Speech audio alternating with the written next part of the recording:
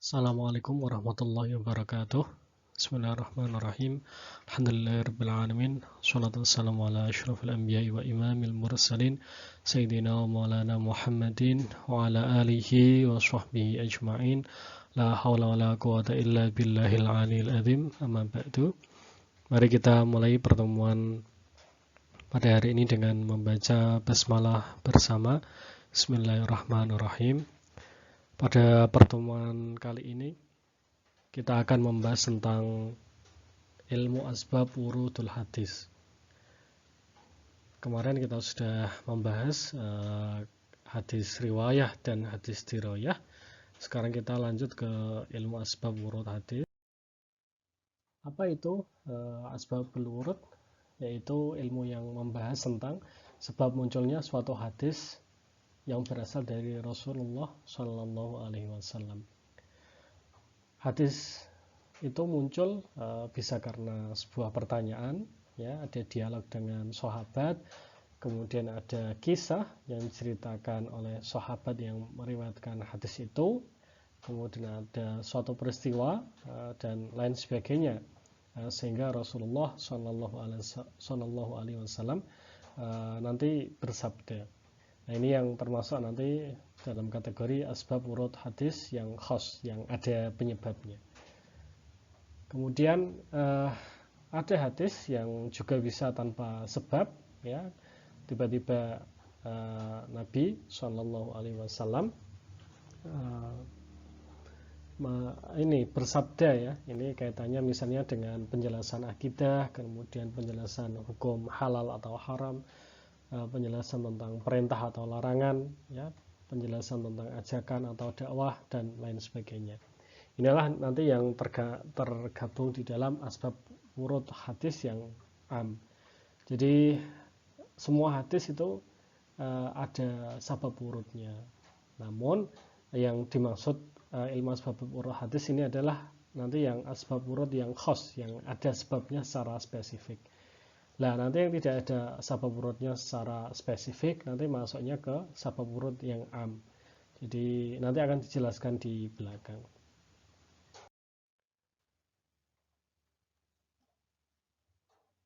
Oke, kemudian apa saja karya-karya tentang asbab wurud hadis? Beberapa ulama sudah mengarang, ya, tentang kitab-kitab sabab wurud, ya, sebagaimana dikatakan oleh Imam As-Suyuti di dalam Alfiyah hadisnya, awalu man qad allafal jubari fal ubiri fi sababil athari, ya. Jadi orang pertama yang mengarang kitab tentang asbab wurud hadis ini menurut As-Suyuti adalah Al-Jubari. Al-Jubari ini sulit, ya, untuk menemukan biodatanya atau tarjamahnya. Ini hanya disebutkan sekali oleh As-Suyuti. Kemudian setelahnya ada Abu Hafs Al-Uqbiri, ya, Fal-Uqbiri fi Sababil Athari. Sababul Athar itu ya sabab wurud itu. Jadi hadis itu kadang disebut sebagai athar, ya. Tapi kalau dalam arti yang sempit, athar itu ya yang semua perkataan yang terkait dengan sahabat, ya, itu. Jadi hadis yang mauquf itu ma adaftahu ilal ashabi min qaulin wa fi'lin fa huwa mauqufun zukin, ini adalah athar, ya, athar dari sahabat. Jadi kalau athar secara umum ya hadis ini maksudnya. Kemudian setelah itu ada karya Abdul Ghani bin Sa'id Al-Azdi, kemudian ada Abul Faraj Ibnul Jauzi, kemudian ada Muhammad bin Qutah Al-Jubari. Ini berbeda dengan Al-Jubari yang awal, ya. Ini Al-Jubari awal itu hidup sebelum Al-Uqbiri. Kalau yang ini Al-Jubari ini hidup pada abad ke-6. Kemudian ada Abul Baqa Al-Uqbiri. Ini bukan Al-Uqbiri yang setelah Al-Jubari yang atas itu, tetapi Al-Uqbiri yang hidup pada abad ke-7. Nah, kemudian ada kitab Asbabul Hadis karya Abdurrahman bin Najm Ad-Dimashqi. Ini kitab-kitab ini semua ini mafqud ya, kategori mafqud itu berarti pernah ada tulisannya, pernah ada yang menulis ya, tetapi kitab itu hilang ya, tidak ada manuskripnya ya, tidak ada salinannya di dalam kitab ulama-ulama, dan itu dinyatakan hilang. Nah, nanti kalau mafqud seperti itu. Kalau makhtut itu berarti ada tulisannya tetapi masih tulisan tangan asli ya, jadi masih autograf, ditulis langsung oleh penulisnya atau murid atau juru tulis penulisnya, itu namanya makhtutah. Nanti kalau sudah dibukukan, nanti jadi kitab ya, kitab yang matbu itu. Ini semuanya mafqud ya. Ini. Nah, kemudian ada al-luma' fi asbab wurudil hadis kaira Asyuti. Nah, ini matbu ya, ini ada kitabnya. Kemudian ada juga al-bayan wa ta'rif fi asbabil wurudil hadis asy-syarif karya Ibnu Hamzah al-Husaini. Ini juga ada ya, matbu. Nah, nanti kita akan membahas bagaimana contoh-contoh tentang asbab wurud hadis di dalam kitab al-luma' dan al-bayan. Yang pertama kita bahas di dalam kitab al-luma' fi asbab wurudil hadis karya Asyuti. Ini sistematika penyusunannya itu berdasarkan bab-bab ya, bab tertentu seperti ini. Hadis yang ini masuk dalam kitab Thaharah ya. Hadis ya, ini disebutkan sanadnya tetapi dibuang ya, isnad awal itu sampai sahabat itu dibuang. Jadi langsung hadis ya, akhraj al-imah as-sittah ya, an Umar bin al-Khattab radhiyallahu anhu qala sami'tu Rasulullah sallallahu alaihi wasallam yaqul innamal a'malu binniyati wa innamal limri'in ma nawa faman kanat hijratuhu ila Allah wa rasulihi fahijratuhu ila Allah wa rasulihi wa man kanat hijratuhu ila dunya yusibuha aw imra'atin yatazawwajuha fahijratuhu ila ma hajar ilaihi. Nah, hadis tentang ini, tentang innamal a'malu binniyat ini, tentang hijrah ini, apa penyebabnya?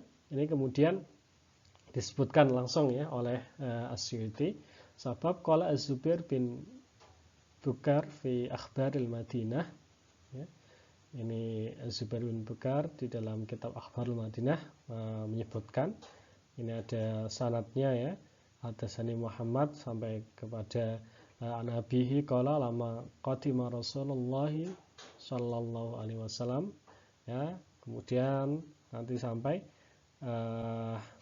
ini ya, wa qadima rajulun fatazawwaja imra'atan muhajiratan fajalasa Rasulullah ya, itu mangkan hijratu fi dunya yatlubuha aw imra'atin yakhtubuha fa innama hijratu ila ma hajar ilahi. Jadi sebabnya itu. Jadi ada ini kemudian disebut sebagai muhajir ini ya, muhajir Ummu Qais, karena orang yang hijrah itu, sahabat yang hijrah itu niatnya untuk menikahi Ummu Qais ya.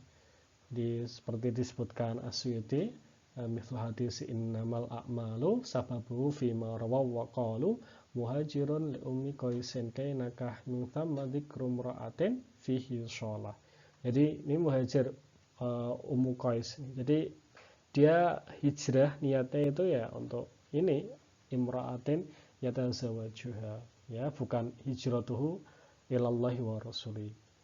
Jadi karena motif tertentu dia berbuat baiknya atau dia taubatnya itu untuk niat-niat tertentu. Nah, ini yang harus nanti dijauhi. Kemudian yang kedua, ini di dalam kitab Al-Bayan wa Ta'rif ya, ini berdasarkan abjad ya. Jadi dari atraf hadis itu ya, huruf pertama matan hadis itu apa, ini susunannya seperti itu. Misalnya ini ya, al-hamzah ya, nanti al-hamzah ma'al ba ma'at ta dan lain sebagainya. Nah, ini yang saya ambil contoh, misalnya al-hamzah ma'al ba'i, misalnya ada hadis apallahu ayyaj'ala liqatilil mu'mini taubatan. Allah tidak akan menerima taubat orang yang membunuh orang mukmin. Nah, di mana saja riwayatnya? Ini dijelaskan akhraj at-Tabrani fil Kabir wa Diya fil Mukhtarah an Anas bin Malik radhiyallahu anhu. Ya. Kemudian qala al-Manawi ini jelaskan kualitas hadisnya fil Firdaus sahihun rawahu jam'un an Uqbah bin Malik al-Laitsi. Kemudian ini sebabnya sahababuhu anna Nabiy sallallahu alaihi wasallam ba'atha sariyatan fa'agharu ala qaumin. Jadi pada waktu itu Kanjeng Nabi mengutus ya pasukan ya syariah ya pasukan tanpa kehadiran Kanjeng Nabi, kemudian menggerebek ya menyergap suatu kaum. Kemudian ada seorang dari pasukan Kanjeng Nabi itu yang diutus Kanjeng Nabi itu kemudian syahiran sayfahu ya, kemudian membawa pedangnya, tetapi ini rajulun minhum ya, kelompok yang disergap itu berkata ini muslimun ya, jadi dia mengaku bahwa aku ini orang muslim, artinya saya ini orang Islam ya, jangan diapa-apakan. Tetapi faqatalahu ya, rajulun minas sariyah ini yang syahirun sayfahu tadi itu kemudian membunuh ini orang yang mengatakan ini muslimun itu. Jadi kelompok yang disergap itu ada yang mengatakan ini muslimun, tetapi kemudian faqatalahu. Nah, kemudian fanha ila Rasulillah sallallahu alaihi wasallam faqala qaulan syadida ya, marah besar ya Nabi. Tsumma qala aballahu fadzakaru aballahu ayyaj'ala liqatil mu'mini taubatan. Jadi sudah bilang muslim kok kemudian dibunuh ya, sama di ayat Quran kan juga ada ya, jadi tentang serupa kasus ini. Nah, ini hadis-hadis yang ada sebabnya ya, sebab yang secara secara jelas ya disebutkan di dalam riwayat-riwayat. Ini juga dalam Al-Bayan wa Ta'rif ya, Ibnu Hamzah juga membuang sanad-sanad itu dan langsung ke ini ya, langsung ke atraf, langsung ke matannya. Jadi tapi kemudian di bawahnya dijelaskan nanti rawinya siapa ya. Ini seperti ini, Anas bin Malik radhiyallahu anhu. Kemudian kenapa kita perlu mengetahui asbab wurud hadis ya? Sebagaimana dikatakan oleh As-Suyuti ya, wa huwa kama fi sababil Qur'ani mubayyinun lil fiqhi wal ma'ani. Jadi asbab wurud hadis ini tujuannya apa? Untuk ini mubayyinun lil fiqhi wal ma'ani, untuk menjelaskan fiqhul hadis ya, pemahaman hadis, dan ma'anil hadis ya, mana-mana hadis. Jadi dengan mengetahui sabab wurud hadis itu kita bisa lebih baik dalam memahami hadis. Jadi kita tahu kenapa muncul hadis itu ya, sama ketika kita misalnya membaca tulisan seseorang sedang sedang kecewa dia. Kecewa dengan siapa, kecewa di mana. Kalau kita tahu konteksnya ya, jadi sabab wurud itu seperti itu ya. Kita tahu konteksnya, oh dia sedang misalnya sedang tidak punya uang, sedang misalnya tugasnya bermasalah ya, kuliahnya sedang terganggu misalnya. Itu kemudian dia nulis status tentang kekecewaan. Nah kan kita tahu. Tapi kalau tidak tahu loh, orang ini biasanya selalu gembira, kok ini tiba-tiba sedih, kecewa, kenapa? Nah ini kita harus tahu asbab wurud hadisnya. Gitu. Ya, sama seperti hadis innamal a'malu binniyat. Ini kan ada penyebabnya ya. Kalau tiba-tiba kan Nabi innamal a'malu binniyat. Apakah kemudian ketika kita niat baik tetapi dengan melakukan kejahatan apakah itu masuk atau tidak ya? Jelas tidak masuk ya. Karena ini asbab wurudnya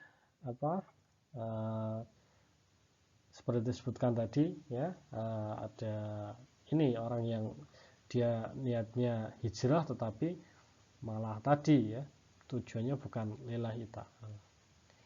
Ya, ada beberapa tambahan tentang asbab wurud hadis ini, ya. Misalnya sabab wurud hadis ini bisa berulang kali ya dalam satu hadis, ya. Seperti Quran itu kan sabab nuzulnya bisa beberapa kali ya dalam satu ayat. Misalnya tentang larangan memakan bawang putih ketika akan sholat berjamaah. Ini sabab wurudnya itu waktu itu sahabat Al-Mughirah bin Syu'bah radhiyallahu an ini makan bawang putih ya, kemudian di itu Rasulullah SAW bersabda tentang ya larangan itu ya memakan bawang putih itu. Kemudian ada juga di dalam waktu yang lain ada beberapa sahabat yang juga makan bawang putih, kemudian muncullah hadis tentang larangan memakan bawang putih ya. Tuh. Nah, jadi satu hadis ya bisa beberapa kali ya sabab wurudnya. Kemudian asbab wurud hadis ada yang berlaku untuk umum, ada yang berlaku untuk khusus ya. Misalnya kalau yang berlaku untuk umum ini kan sangat banyak ya. Jadi al-ibrah bi umumil lafdi la bi khusus sabab ya. Jadi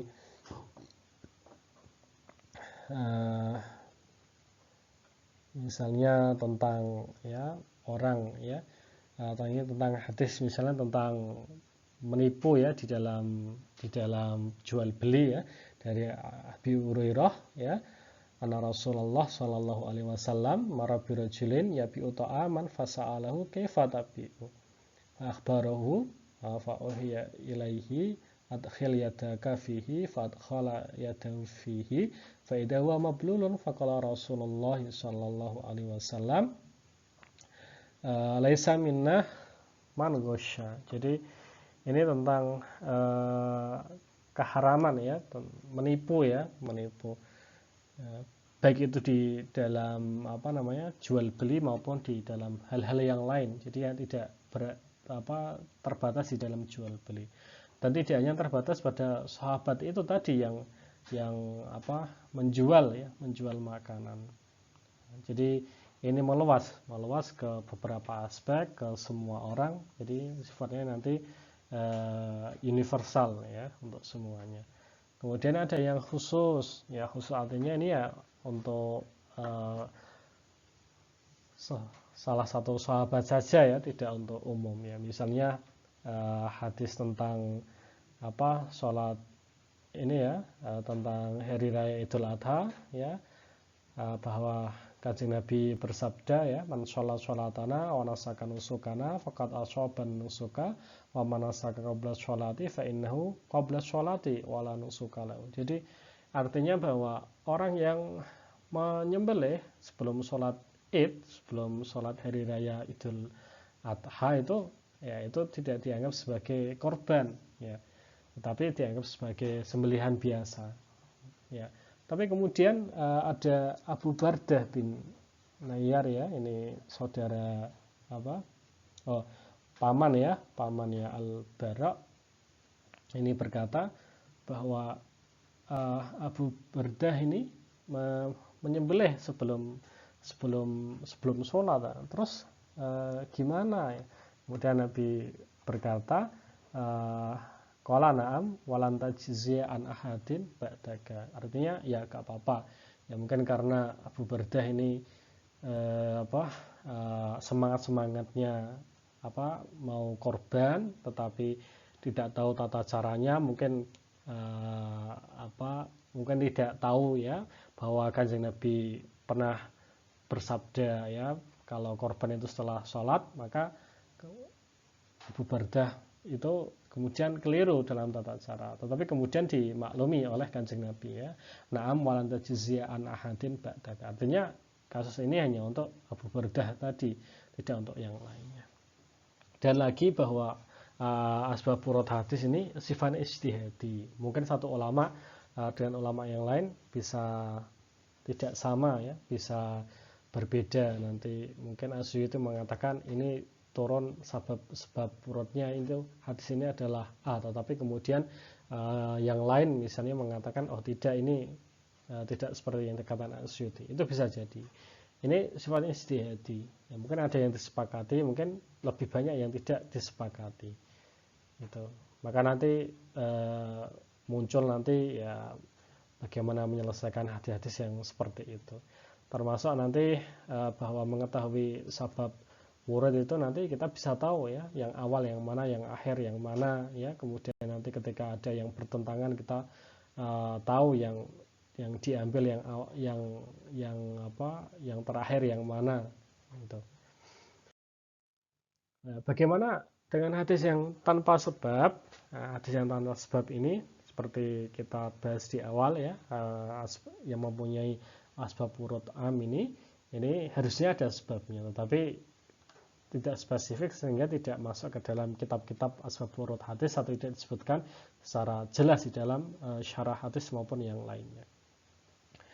Ya, jadi bagaimana untuk memahami? Ya, kita harus melihat situasi ya, ruang dan waktu yang ada pada zaman itu, di mana Rasulullah Shallallahu Alaihi Wasallam hidup, yang ya melalui aspek politik, aspek budaya, tradisi, geografi, ekonomi dan lain sebagainya. Jadi misalnya suatu situasi politik, misalnya Jazirah Arab pada waktu itu ya ada dua kerajaan besar yang mengintai ya, kerajaan Persia, ada kerajaan Romawi ya, kemudian nanti masing-masing mempunyai duta besar ya, kerajaan Hirah dan Ghassan itu juga nanti termasuk situasi politik. Kemudian budaya ya di sana seperti apa ya, budayanya di sana misalnya ya misalnya kalau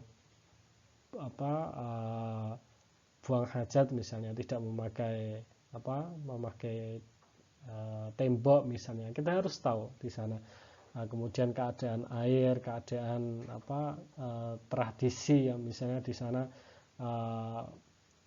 ya tradisi Arab ya, misalnya dalam tiarah ya, dalam hal-hal yang lain itu seperti apa. Geografi juga ini juga berpengaruh nanti. Jadi mereka dekat dengan perdagangan atau tidak, mereka dekat dengan pusat kekuasaan atau tidak, dan lain sebagainya.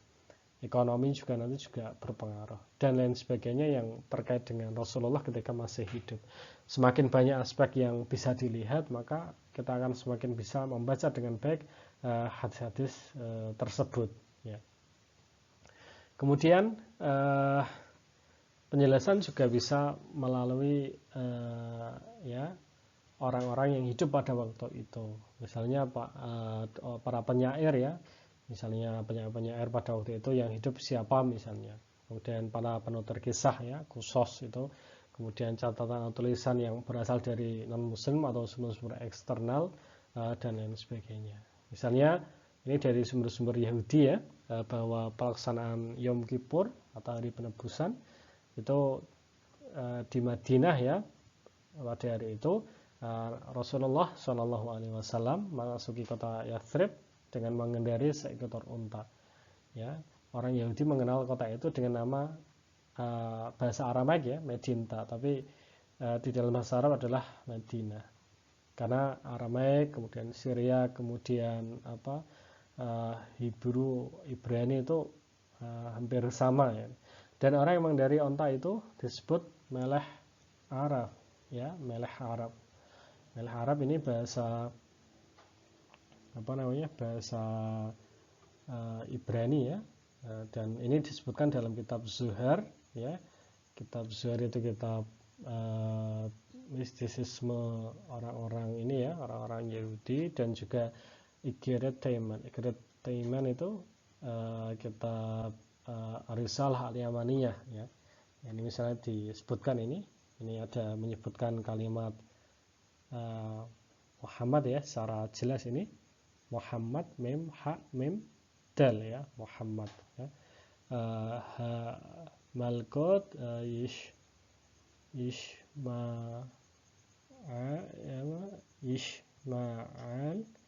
ya, wa amudad Muhammad akhir. Jadi ini kekuasaan Ismail yang kemudian diikuti oleh Muhammad, dan ini meleh Arabnya ya, wahwa meleh wahu ya, wahu meleh araf ya, waleh araf. Jadi ini yang mengendarai onta ini adalah wahu, wahwa malikul Arab. Malikul Arab ya ini ya Kanjeng Nabi Muhammad Shallallahu Alaihi Wasallam. Jadi bisa dari sumber-sumber lain. Nah ini kita perlu juga untuk menelaah kitab-kitab ini ya. Nanti di dalam kajian intertekstual ya kita bisa melakukan kajian itu dan memperkuat kajian-kajian hadis kita. Jadi tidak hanya di dalam teks saja. Itu kurang lebihnya pembahasan kita tentang ilmu asbab urut hadis. Sampai jumpa di pertemuan yang itu mungkin pertemuan kita untuk hari ini. Silakan bila ada pertanyaan bisa langsung disampaikan. Assalamualaikum warahmatullahi wabarakatuh.